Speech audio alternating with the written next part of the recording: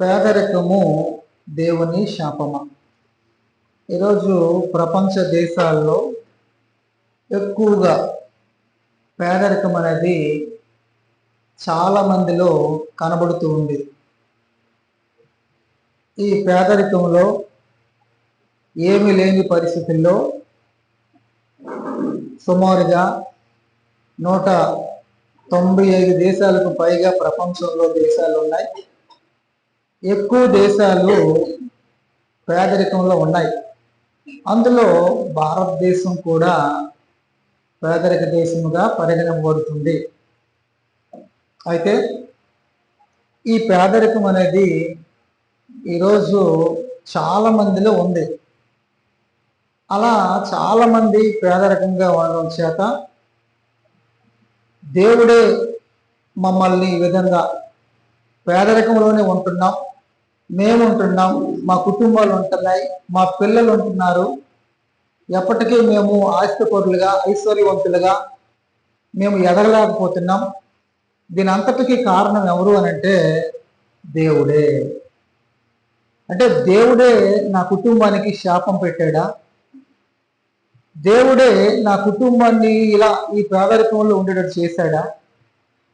మంచి మంచి పాశ్చాత్య దేశాలు అనగా అభివృద్ధి చెందిన దేశాల్లో అందరూ ధనవంతులుగానే ఉంటున్నారు. ఈ భారతదేశంలోన ఈ పల్లెటూరులో ఈ పేద దేశంలో నన్ను పేదవానిగాను, నన్ను పేదరికంలోను, నా కుటుంబము పేదరికంలో ఉండేటట్లు దానికి దేవుడే కారణమా? దేవుడే నాకు ఈ శాపం పెట్టాడా అని రకరకాలుగా ఈరోజు దేవుని మీద నిందారోపణలు వేస్తున్న వారు సమాజంలో ఎక్కువగా ఉన్నారు. అయితే దేవుడు మనుషులందరినీ కూడా యథార్థవంతులుగా పుట్టించాడు. అలాగే దేవుడు ప్రారంభ దినాల్లో అందరికీ భూభాగం అనేది, అలాగే అందరికీ అన్ని విషయాల్లో సమానంగానే పంచిపెట్టాడు, లేదా సమానంగానే ఇచ్చాడు. దేవునికి మనుషుల మీద పక్షపాతం లేదు. దేవునికి మనుషుల మీద పక్షపాతము లేదు. మనుషులే ఇలా పేదరకముగా ఉండడానికి కొంత కారణం అయితే, అలాగే మరికొంతమంది పెద్దలు అనబడిన వారు, నాయకులు అనబడిన వారు, అధికారులు అనబడిన వారు, బలవంతులు అనబడిన వారు, బలాత్కారులు అనబడిన వారు దోచుకొని వారు ధనవంతులుగాను, ఐశ్వర్యవంతులుగాను, గొప్పవారుగాను ఈరోజు ప్రపంచంలో కనబడుతున్నారు. పేదోడు పేదోడుగా ఉంటున్నాడు, ధనవంతుడు ధనవంతుడిగానే ఎదిగిపోతున్నాడు. అయితే అలాంటి పరిస్థితులు ఈరోజు ప్రపంచంలో చూడగలుగుతున్నాము. అలాగే ఒకనాడు యెహోషువ నాయకత్వంలో కూడా భూభాగం ఎవరి భూభాగం వారికే రావాలి. ఒక తండ్రి ఒక తల్లి కుటుంబంలో పుట్టిన పిల్లలకి ఆ భూభాగం రావాలి, మరొకరు దోచుకోవడానికి లేదు. వారు బ్రతికినంత కాలం వారు అనుభవించాలి, వారి తరపు వారి పిల్లలు అనుభవించాలి. అలాగే దేవుడు ఒక కట్టడి నియమించాడు. నాకు అర్థమవుతుందా? దేవుడు ఇజ్రాయేల్ ప్రజలకి ఒక కట్టడి నియమించాడు. ఏంటంటే భూభాగం అనేది ఎవరు కొనుక్కోవడానికి లేదు. ఒకవేళ కొనుక్కున్నా ఆ డబ్బులు చెల్లించి కొనుక్కుంటే మరలా చెల్లించేయాలి, లేదా అది 49 సంవత్సరాలు 7 వారాలు 7 అదే 49 ఏడేళ్ళు 49 సంవత్సరాల తర్వాత 50 సంవత్సరం, 49 సంవత్సరాల తర్వాత 50 సంవత్సరం. ఈ 50 సంవత్సరం మాత్రము మరలా ఎవరిదైతే భూమి వాళ్ళకి ఇచ్చేయాలి. వదిలే ఒకసారి జ్ఞాపకం చేసుకున్నాం. అంటే దేవుడు ఎక్కడ కూడా పక్షపాతం చూపలేదు. మనం పేదరికంలో ఉండాలని దేవుడు కోరుకోలేదు. కాకపోతే ఎప్పుడైతే ఇజ్రాయేల్ ప్రజలు దేవుని మాట వినక అన్యులతో సహవాసం చేసి దేవుని ఆజ్ఞ లెక్క పెట్టక ఇష్టానుసారంగా పాపాలు చేసుకుంటూ వెళ్ళిపోవడం ద్వారా భూభాగ విషయంలోనూ, ఐశ్వర్య విషయంలోనూ, ఎవరిష్టానికి వారు చోటు చేసుకున్నట్లు రాజు యుద్ధాలకు వెళ్ళి గొప్పవారిగా అయిపోయినట్టు మనం చూడగలం. దేవుడు ఏం చెప్పాడు? రాజు ధనాన్ని సంపాదించుకోకూడదు, గుర్రాలని సంపాదించుకోకూడదు, అలాగనే భూభాగాన్ని సంపాదించుకోకూడదు దేవుడు చెప్పాడు. కానీ మనుషులు స్వార్థపరులై దేవుని ఆజ్ఞను పక్కన పెట్టేసి ధనవంతులుగా చలామణి అయిపోతున్నారు. ఈరోజు ప్రపంచంలో చాలా ధనవంతులు కనబడుతున్నారు. వారందరూ కూడా స్విట్జర్లాండ్లో, స్విస్ బ్యాంకుల్లో, పెద్ద పెద్ద బ్యాంకుల్లో నల్లధనాన్ని కొన్ని వేల వందల కోట్లు దాచుకుంటున్నారు. ధనవంతులు ఏం చేస్తున్నారు? దాచుకుంటున్నారు. అనేక మంది బేదలు ఉన్నారు కదా, అనేక మంది పేదరికంలో ఉన్నారు కదా, వారికి సహాయం చేద్దామనే మనసు రాకుండా డబ్బు నడుకుని కోట్ల కొలది ఏమండి మోసం చేసి, లేదా మరి ఏంటంటారు లంచాలు తీసుకొని ధనాన్ని సంపాదించుకుని వెళ్ళిపోతున్నారు. పేదోడు పేదోడుగా వెళ్ళిపోతున్నాడు, ధనవంతుడు ధనవంతుడిగానే ఎదిగిపోతున్నాడు. మరి బైబిల్లో ఒక మాట రాయబడ్డది, సామెతలు 10వ అధ్యాయము 4వ వచనం చూద్దాం. బద్ధకముగా పనిచేయవాడు దరిద్రుడగును, శ్రద్ధ గలవాడు ఐశ్వర్యవంతుడగును. అంటే ఇక్కడ కూడా మనుషులందరి గురించి దేవుడు ఏం చెప్తున్నాడంటే, బద్ధకముగా పనిచేయవాడు దరిద్రుడగును అంటే పేదరికం వెళ్ళిపోతాడు. ఏ రోజు పని ఆ రోజు చేసుకోవాలి, రేపటి పని ముందే చేసుకోవాలి. అంటే అంత యాక్టివ్గా పని మీద దృష్టి పట్టాలి. ఈరోజు ఎవరు అలా చేస్తున్నారు? ఏ రోజు పని ఆ రోజు అయిపోవాలి, లేదా రేపటి పని రేపు చేద్దాం అనుకోండి, ముందే ఈరోజు చేసుకోవాలట. అలా అయితే వారు బద్ధకస్తులు కాదు. ఏమండి బద్ధకం, పని చేయడానికి బద్ధకం, చాలా మందికి బద్ధకం, పనికి వెళ్ళకపోవడం. ఇలా బద్ధకంగా మనుషులందరూ ఉండడం ద్వారా ఏం జరుగుతుందంటే దరిద్రులు అయిపోతున్నారు, పేదరికానికి వెళ్ళిపోతున్నారు. అలాగే ఇక్కడ కింద రాబడి శ్రద్ధ గలవాడు ఐశ్వర్యవంతుడగును. అంటే శ్రద్ధ అంటే ప్రతిరోజు పని చేయాలి, ప్రతిరోజు పనికి వెళ్ళాలి అని ఎవరైతే కష్టపడతారో వారు ఐశ్వర్యవంతులు అయిపోతారు. అంటే పని మీద దృష్టి పెట్టాలా అని అర్థం. ఇప్పుడు మనకి అనిల్ అంబానీ, ముఖేష్ అంబానీ, వాళ్ళ తండ్రి ధీరుభాయ్ అంబానీ. అతడు రిక్షా తొక్కుని ప్రతిరోజు కష్టపడి అహర్నిశాల కష్టపడి పనిచేయడం ద్వారా ఈరోజు వారి కుటుంబం, వారి పిల్లలు ప్రపంచంలోనే, దేశంలోనే పెద్ద డబ్బున్న వారే కనబడుతున్నారు.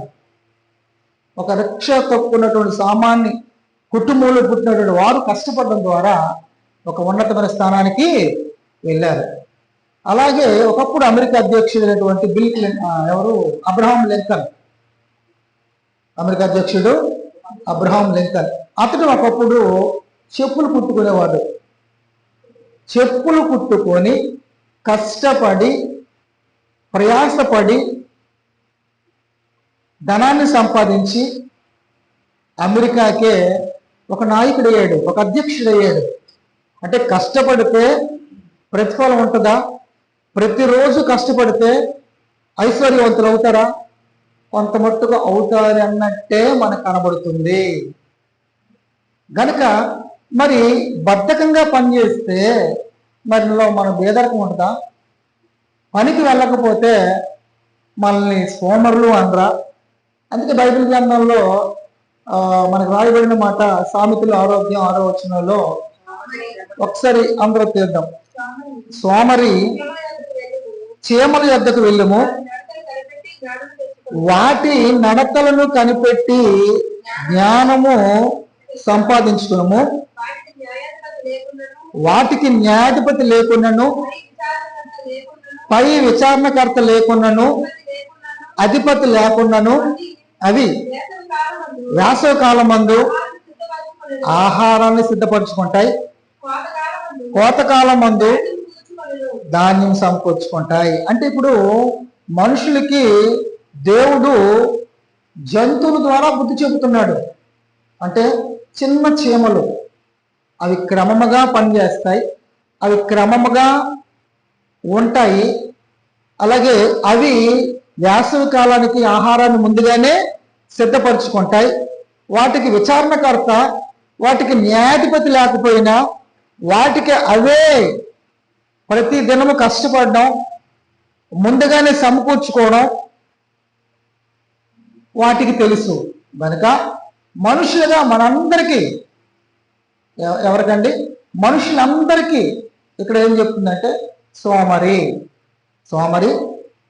చీమలను కనిపెట్టుము, చీమల వద్దకు వెళ్ళుము, వాటి నడతల్ని కనిపెట్టుము. అవి కష్టపడతాయి, ముందుగానే రాబో కాలము నాటికి ఆహారాన్ని సిద్ధపరచుకుంటాయి. మరి మనం కూడా నా జీవితం ఈ విధంగా భేదరకంలో ఉంది అని మనం అనుకోకుండా దేవునికి ప్రార్థన చేస్తూ, కష్టపడుతూ, ప్రయాసపడుతూ దేవుని ఆజ్ఞలు గైకుంటే మనము గొప్పవారం కాగలము, మనము ఐశ్వర్యవంతులు కాగలము.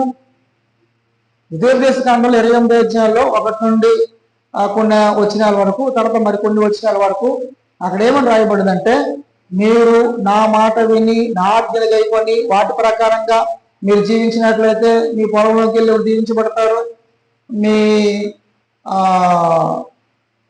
మీ తొట్టె పిండి పిసుకుబడినప్పుడు మీరు దీవించబడతారు.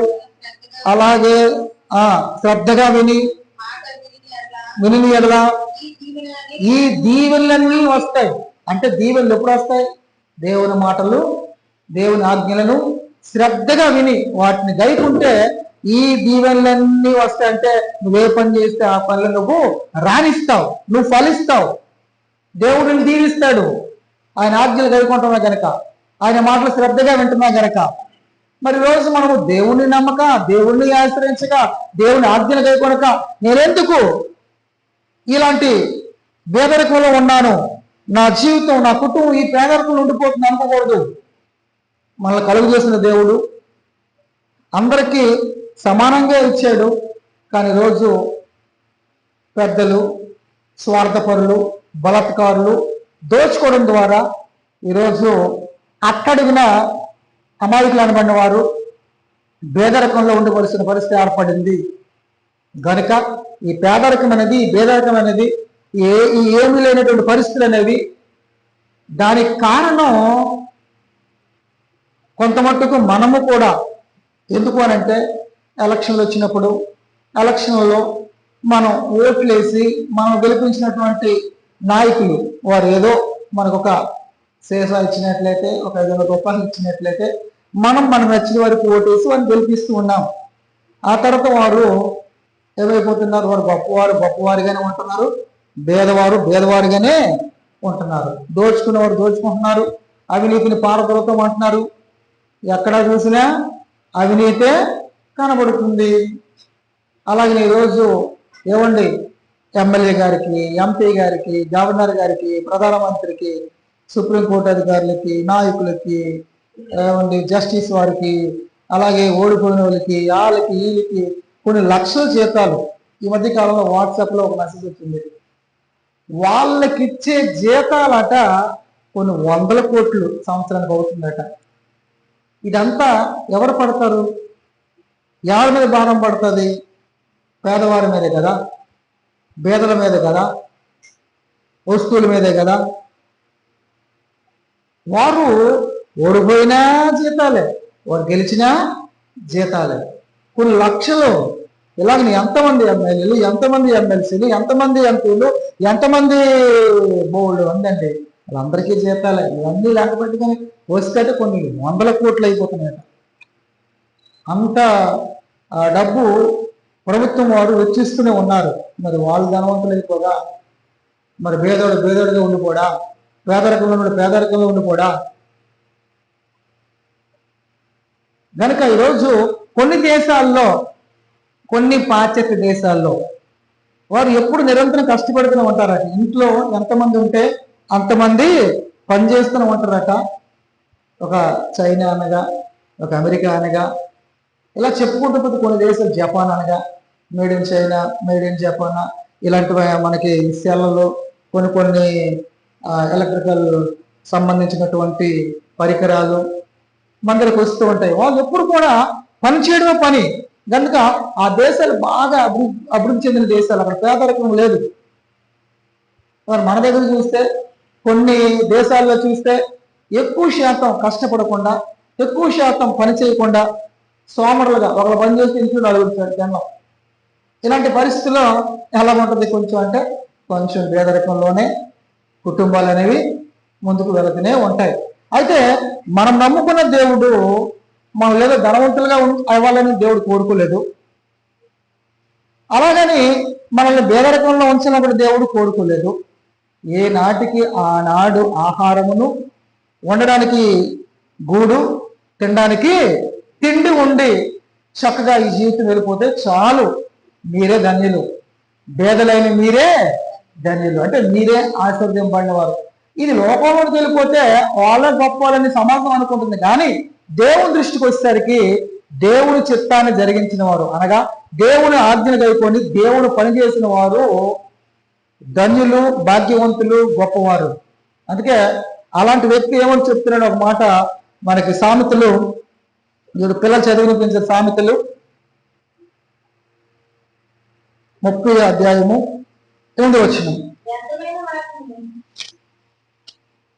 వ్యర్థమైన వాటిని, అబద్ధములను నాకు దూరముగా ఉంచుము, పేదరికమైనను ఐశ్వర్యమైనను నాకు దయచేయకుము, తగినంత ఆహారము నాకు అనుగ్రహింపుము. ఇక్కడ ఏమని రాయబడదంటే, వ్యర్థమైన వాటిని అలాగే అబద్ధములను నాకు దూరముగా ఉంచుము. ఇక్కడ ఆగూరు రాసినటువంటి సామెతల్లో రాయబడిన విషయాలు ఏంటంటే, వ్యర్థమైన వాటిని, అబద్ధములు నాకు దూరంగా ఉంచాలి, నాకు అవన్నీ వద్దు. అలాగే పేదరికమైనను నా కుటుంబంలో, అలాగే ఐశ్వర్యమైనను నాకు దయచేయకు ప్రభువా అని ప్రార్థన చేస్తున్నాడు. మరి ఎలా, ఏది కావాలి నీకు అనంటే, నాకేం కావాలంటే తగినంత ఆహారం నాకు అనుగ్రహింపుము. అంటే సంతృప్తిగా తినడానికి తగినంత, నేను జీవించడానికి నాకు ఆహారం ఉంటే చాలు, ఐశ్వర్యం అక్కర్లేదు, అలాగే పేదరికమైనను నాకు వద్దు. అలా పేదరికం ఉంటే నేను ఇంకేదో చేస్తానేమో, ఐశ్వర్యవంతులు ఇంకేదో చేస్తానేమో, నాకు తినడానికి, ఉండడానికి, కట్టుకోవాలనుకుంటే హ్యాపీ అని అలాగ దేవుడిని అడుగుతున్నాడు ఒక వరం. మరి మనం అలా అడుగుదామా? అలా ఉందామా? ఐశ్వర్యం సంపాదించడానికి మనం ప్రయాసపడడం క్రైస్తవులుగా అది మనకు తగదు. కారణం ఏంటంటే, కొత్త నిబంధనలో యేసు ప్రభు వారు ఎప్పుడు కూడా మీరు అసలు ధనాన్ని సంపాదించకూడదు, ధనాపేక్ష సమస్త కీడులకు మూలం. మరేం సంపాదించాలా? ఏం సంపాదించాలా? దేవుని పని చేసి పరలోక ధనాన్ని సంపాదించుకోవాలి. దేవుని పని అంటే దేవుని మాటలు వినడం, దేవుని కొరకు మన కష్టాన్ని ఇవ్వాలి. ఈరోజు మనకి నెలకు రాగానే జీతం వస్తుంది, నెలకు రాగానే కొంత అమౌంట్ మనకు వస్తుంది. మనం ఏం చేస్తాం? మొట్టమొదటిగా కరెంటు బిల్లు అంటాం, ఇంటి అద్దె అంటాం, అలాగే మన నిత్యావసర వస్తువులు అంటాం. అన్నీ కొనుక్కున్న తర్వాత మిగిలితే దేవునికి ఇస్తాం. ఇదేనా? ఇదే ఈరోజు చేస్తున్న పని ఏంటంటే, మొదట మన అవసరాలన్నీ తీర్చుకుంటాం, మిగిలితే అప్పుడు దేవునికి ఇస్తాం. అదే మన ఇంటి దగ్గర కుక్కలు ఉంటాయి, మనము సమృద్ధిగా అన్ని మంచి మంచి వాటిని తినేస్తాం, తినేసి మిగిలిపోతే అప్పుడు మన ఇంటి బయటకు వచ్చి కుక్కలకి వేస్తాం. ఇప్పుడు ఇది ఎలాగుంది, అది ఎలాగుంది? మొదట మనము అంత మన అవసరాల కొరకు, మన అక్కల కొరకు, మన కష్టం అంతా మన పిల్లల కొరకు, మన కార్యక్రమాల కొరకు, ఏమంటే మన బాగోగుల కొరకు, మన సుఖం కొరకు, ఏది కావాలి అన్నిటి కొరకు కష్టపడి తెచ్చి మన అన్ని ఇంట్లో సౌకర్యాలు పెట్టుకుంటాం. ఆ నెలలో వచ్చిన జీతం అప్పుడు మిగిలిపోతే అప్పుడు ఏదో దేవునికి ఇద్దాం అనుకుంటాం. ఇది ఎలా ఉందో, మనం తింటున్న ఆహార పదార్థాల విషయాల్లో మంచివన్నీ తినేసి పనికిరానివి మిగిలిపోయినవి కుక్కేస్తాం కదా, అది తింటది. అలాగే మనము దేవునికి ఇస్తే మనకు ప్రతిఫలం వస్తుందా? అలా చేస్తే మనకు ప్రతిఫలం వస్తుందా? మొదట దేవునికి ఇవ్వాలి, ఆ తర్వాత కరెంటు బిల్లు, ఆ తర్వాత ఇంటి, ఆ తర్వాత మన వస్తువులు, ఆ తర్వాత నిత్యావసర వస్తువులు, ఆ తర్వాత మన బట్టలు, ఆ తర్వాత మన ఆహారం. అలాగే ఎవరు చేయగలుగుతున్నారు? అలా చేయాలి చాలా మంది. ఏమండి, విజయబాబు ఉన్నాడండి ఇక్కడ, నిజంగా నేను ఆశ్చర్యపోతున్నా చాలా సందర్భాల్లో. ఎప్పటికీ నా జీవితంలో అలాగున ఎప్పటికప్పుడు ఏమండి, తల్లి అనారోగ్యంతో ఉన్న పరిస్థితి, ఇంట్లో ఇద్దరు భార్య సహోదరి, ఒక్కడే కష్టపడతాడు. కష్టపడి మరి ఎలాగా ఒక పాస్టర్ గారికి మొన్న బాగులేదంటే వెంటనే అతను కొంత ఉన్నదాంతో దేవునికి ఇవ్వడం, ఇంటికి వెళ్తే డబ్బులు ఇవ్వడం, చర్చికి వస్తే డబ్బులు ఇవ్వడం, సేవకుడికి. ఏంటండి ఆసక్తి? ఆశ్చర్యపోతానండి. యేసు ప్రభు వెనకాల కూడా కొన్ని సందర్భాల్లో ఆయన ఆశ్చర్యపోయాడు. ఇజ్రాయేల్ ప్రజల్లో నేను ఎంత విశ్వాసం ఉన్నట్టు ఎవరిని చూడలేదంటే కొన్ని సందర్భాల్లో కొంతమంది విషయంలో. నిజమా? అవునండి. దేవుడి కోసం మనకున్న దాన్ని ఇస్తే పరలోకంలో ధనాన్ని సమకూర్చుకుంటాం. అలాగన ఇక్కడ మనము అలాగే ఇవ్వాలని కాదు, కానీ అలాగనే మనం అలవాటు చేసుకుని మొదటి స్థానం దేవునికి ఇవ్వాలి. మొదటి స్థానం ఎవరికి ఇవ్వాలి? దేవునికి ఇవ్వాలి. అప్పుడు దేవుడు మన అవసరాలు, మన అక్కర్లు అన్ని సమృద్ధిగా తీరుస్తాడు. మనకు సమాధానం, మనకు శాంతిని ప్రసవిస్తాడు. ఇక్కడ రేణుకమ్మ కూడా సేమ్ అలాగే. తను కూడా వెంటనే తనకు జీతం పడగానే దేవుని సేవ నిమిత్తం, పరిచర్య నిమిత్తం తను కూడా ముందే ఇచ్చేస్తుంది. దేవుని కార్యక్రమాల కోసం ఉపయోగించండి అని. అంటే మీరెవరా అని కాదక్కడ, ఇస్తాం దేవునికి. కానీ ఇక్కడ మొదటగా మనము దేవునికి ప్రథమ స్థానము ఇచ్చేవారుగా ఉండాల. అప్పుడు మన జీవితాల్లో మన పిల్లలకు కానీ మన కుటుంబాలకు కానీ ఏ లోటు లేకుండా దేవుడు చేస్తాడు. దేవుడు ఎందుకు చేయడు? నా మాట వింటున్నారు కనుక, నా మాటలు గైకుంటున్నారు కనుక. మీరు ఏ పని చేసినా, వ్యాపారం చేస్తున్నారా, ఉద్యోగం చేస్తున్నారా, కూలి పని చేస్తున్నారా, ఎక్కడికి వెళ్తున్నారా, ఏ పని చేసినా దాని వెనుకాల మీకు ప్రతిఫలాన్ని నేను మీకు అనుగ్రహిస్తాను. అప్పుడు హ్యాపీగా ఉంటాం కదా. మన జీవితంలో పేదరికం ఉండదు కదా. ఉండదండి పేదరికం. దేవునికి ఇచ్చి పాడైపోయినవాడు ఎవడు కూడా ప్రపంచం లేడు. దేవునికి ఇచ్చి మన ఆస్తి తరిగిపోద్ది అనుకుంటే కుదరదు. మన ఆస్తి ఎలా తరిగిపోతాయి అంటే, సామెతల గ్రంథంలో రాయబడి 23 అధ్యాయంలో 20 నుండి మన కొన్ని వచ్చి చదివినట్లయితే, నిద్రమత్తు, అలాగే తిండిపోతనము, అలాగే ద్రాక్షరసం తాగడము, అలాగనే మాంసాధికంగా తీసుకోవడం, ఇలాంటి కార్యక్రమాలు మనము ప్రతిసారి చేసి మన జీవితంలో మన కుటుంబంలో ముందుకెళ్ళినట్లయితే మన ఆస్తి పెరిగిపోద్ది. మనం బేదరికంలోకి వచ్చేస్తాం.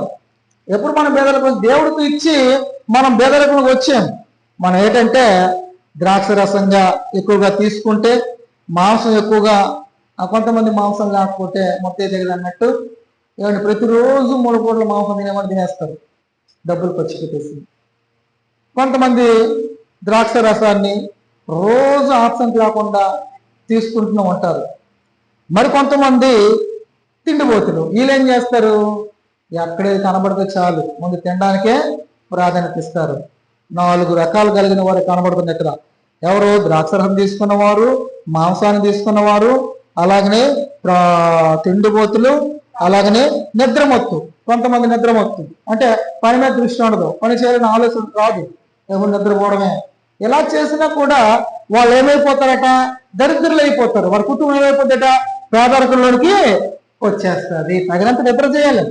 రోజుకి 2 గంటలు నిద్ర చేయాలి ఒక మనిషి, 7 గంటలు మినిమం.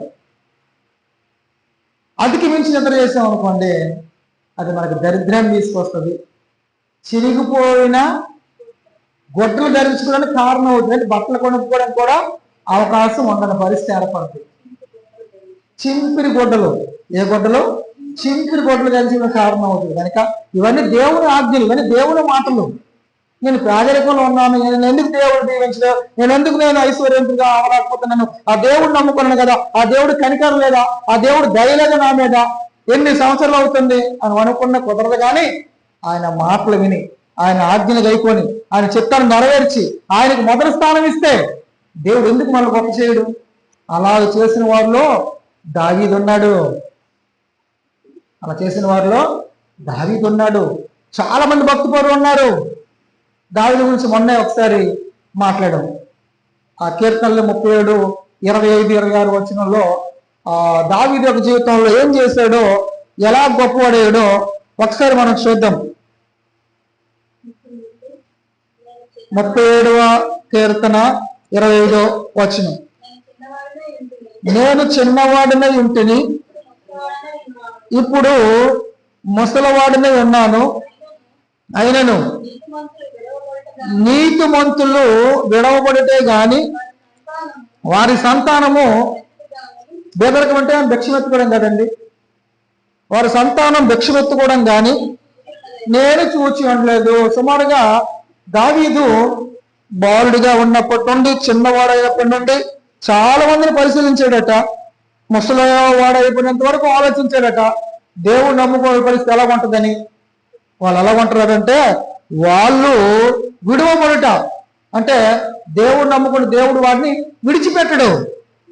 నీతిమంతులు విడువబడుట అంటే దేవుడు వాడిని వదిలేడు, దేవుడు వాడిని తృణీకరించడు, దేవుడు వాడిని పక్కన పెట్టడు. ఒక రోజు 2 రోజులు కాదు, కానీ కొంత సమయం నువ్వు నీతిమంతుడిగా ఉండాలని ఆశపడుతున్నావా? నువ్వు దేవునితో సహవాసం చేయాలని ఆశపడుతున్నావా? నువ్వు దేవుని కార్యాలు చేయాలని ఆశపడుతున్నావా? దేవుడి కొరకు ఏదైనా ఇవ్వాలని ఆశపడుతున్నావా?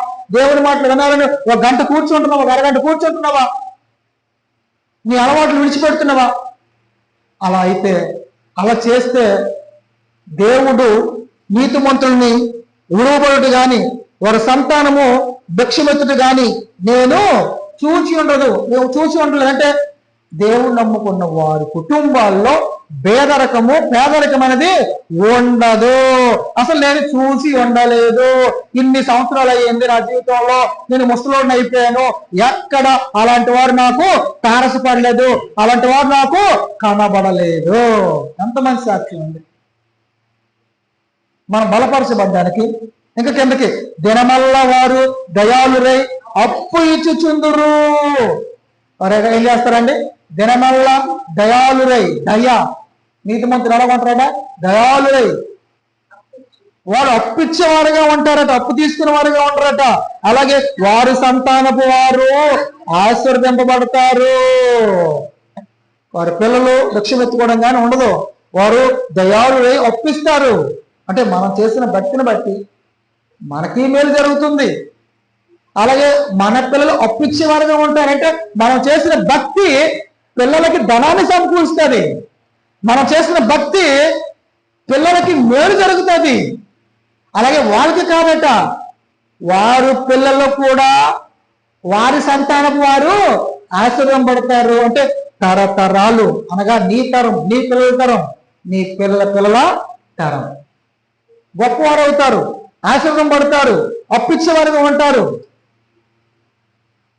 గొడవపడ్డం కానీ భిక్షమెత్తుకోవడం కానీ నేను చూచి ఉండలేదు అని ఒక మంచి సాక్ష్యం మనకు కనబడుతున్నప్పుడు, నేను ఇంకా పేదరికంలో ఉన్నాను, నాకు ఏటీ లేదు అని ఈరోజు ప్రపంచంలో అందరూ కూడా అలాగే, ఇది దేవుని శాపం, దేవుడు నన్నెందుకు ఇలా చేశాడు, నా కుటుంబంలో ఎందుకు ఇన్ని ఇబ్బందులు అని మనం కొన్ని సందర్భాల్లో బలహీన లేకుండా అనుకుంటూ ఉంటాం.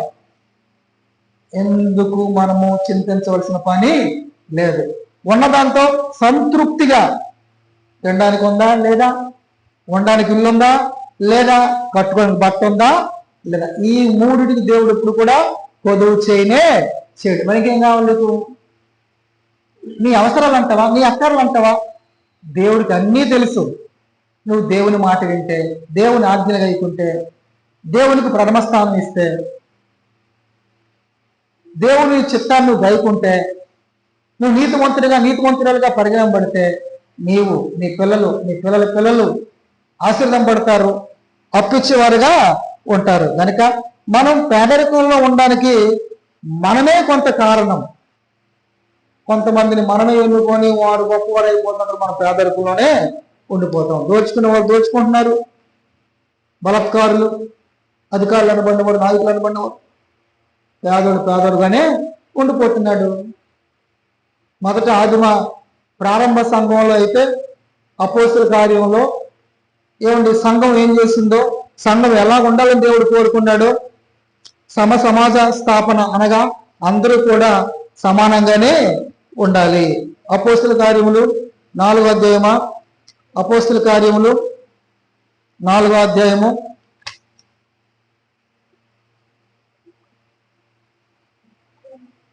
32వ వచనం.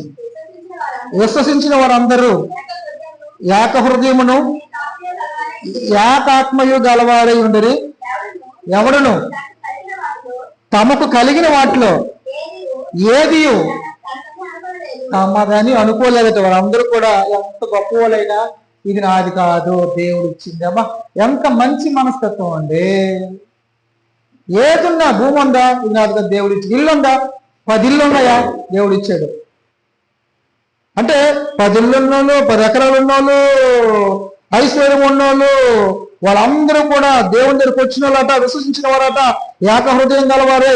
తనకు కలిగిన వాటిలో ఏది తనదని తనది కాదని అనుకోలేదట. తనదని అనుకోలేదు.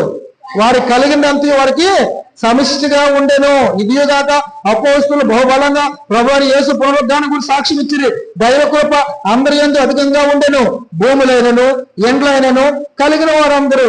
అంటే ఎక్కువ, ఏదో బ్రతకడానికి ఒక ఎకర ఉంటే నో ప్రాబ్లం, ఏదో ఉండడానికి 1-2 ఇళ్ళు ప్రాబ్లం, ఏ ప్రాబ్లం లేదు.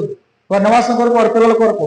కానీ ఎన్ని ఉంటాయట, ఇండ్లైనను భూములైనను అంటే బహుగా, ఎక్కువగా ఇళ్ళు ఉన్నాయి, ఎక్కువగా భూములు ఉన్నాయి. ఇలాంటి ఎక్కువగా భూములు ఉన్నాయి, ఇలాంటి ఎక్కువగా అధికంగా మరి మించిపోయి వ్యర్థంగా వారికి ఎక్కువగా ఉన్నప్పుడు భూములైన వారు, ఇండ్లున్న వారు వారి కలిగిన వాటిని అమ్మేసి వాటి వెల తెచ్చి అపోస్తుల పాదం ఎదుట పెట్టేశారట. మాకు చాలు, 10 ఇళ్ళు ఎందుకు, మాకు 8 ఇళ్ళు అమ్మేస్తాం, మా కోటి మా పిల్లల కోటి.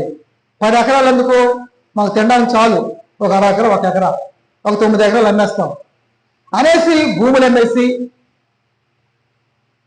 ఇల్లు అమ్మేసి, వారికి కలిగి ఉండడానికి అవసరమైన ఆ ఇల్లు, ఆ భూమి నుంచి కొన్ని మిగిలిన దాన్ని అమ్మేసి అపోస్తుల పాదం ఎదుట పెట్టారట. పెడితే వాళ్ళు ఏం చేశారు, వారు ప్రతి వానికి వాని అక్కర కొలది పంచిపెట్టిరి. ఆడికి వచ్చిన వాళ్ళందరూ కూడా ఇది పేదరికం లేకుండా. చాలా మంది సంఘంలో ధనవంతులు ఉంటారు, పేదరికంలో ఉంటారు. ఈ ధనవంతులను ఏం చేశారు, అమ్మేసి తెచ్చి అపోస్తుల పాదాలు పెట్టారు. వీళ్ళు ఏం చేశారు, సంఘంలో ఉన్న పేదలందరికీ కూడా అందరూ సమానంగా ఉండాలని అపోస్తులందరికీ పంచిపెట్టేశారు. అప్పుడు వారిలో ఎవరికి కొద్ది లేకపోయాను, ఎవరు భేదం లేరు. ఇప్పుడు అలాగ ఉండాలి సంఘంలో అని ప్రారంభ సంఘంలో ఉంది. మరి అలాగే సంఘంగా ఈరోజు మనం ఉండగలుగుతున్నామా? దేవుని పిల్లల సహోదరులారా, అంటే దేవుడు పేదరికం కలిగి ఉండడం ఆయనకి ఇష్టం లేదు. అందరూ సమానంగా ఉండాలి. ధనవంతుడు అనుభవం ఏమండి, నేను నిత్య జీవనానికి వెళ్ళాలంటే ఏం చేయాలి? నాకు ధనవంతుడు వచ్చాడు, ధనవంతుడు వచ్చాడు, నువ్వు ధర్మశాస్త్రం అంతా అనుసరించి ఉంటే నేను బాల్యం అనుసరిస్తూనే వస్తున్నాను అన్నాడు. నీకు ఒకటి కొద్దిగా ఉంది. ఏంటి కొద్దిగా ఉందయ్యా? ఇదిగో నీకు ధనవంతుడు, నీకు ధనం కొద్దిగా ఉంది కనుక నీ ధనాన్ని నమ్మేసి బేదలకి ఇచ్చేసి నన్ను వెంబడించు అని యేసుప్రభువు చెప్పారు. అలాగే నువ్వు నిత్యజీవనం చేరుతావు, పరలోకానికి చేరుతావు. అతడు వ్యసనపడి అతను నచ్చక అతడు మరలా తిరిగి ఇంటికి వెళ్ళిపోయాడు. అంటే ధనం మీద మమకారం. ధనం లేకపోతే బ్రతకలేదు. అన్ని బాగానే ఉన్నాయి, కానీ ధనం మీద మమకారం. మరి అటువంటి వ్యక్తి పరలోకానికి చేరుతాడా? చేరడు. తనకున్న ధనాన్ని ఏం చేయాలట? పేదలకు ఇవ్వాలి. పేదలు దేవుడు నమ్ముకున్నటువంటి కొంతమంది ఏమంటే సంఘాల్లో వారికి ఇవ్వాలి. అలాగే సువార్తను ఖర్చు పెట్టాలి. దేవుని పరిశీలనకు వాడబడాలి. ధనమంతా ఎందుకు అలా ఉంచుకుంటున్నావు? ఇలా ఇచ్చేయి, నాతో పని చేయి, అప్పుడు నీకు నిత్య జీవానికి చేరుతా. లేకపోతే చేరవు. నీకు అది కొడుకుగా ఉంది, నీకు అది లోటుగా ఉందని యేసుప్రభువు చెప్పారే, అది నచ్చలేదు. చాలా మందికి ఏమంటే దేవుని యొక్క మాటలు మనందరినీ మంచిగా ఉండడానికే, పరలోకానికి చేరడానికే, సమాజ స్థాపన జరగడానికే, అందరూ ఒకటిగా ఉండడానికే దేవుడు కోరుకుంటున్నాడు. కనుక ఈ పేదరికం అనేది దేవుడు మనకి శాపాన్ని పెట్టలేదు. అలాగైతే ఎక్కడెందుకు ఇలా చెప్తాడైనా అందరికీ సమానంగా ఉండాలని.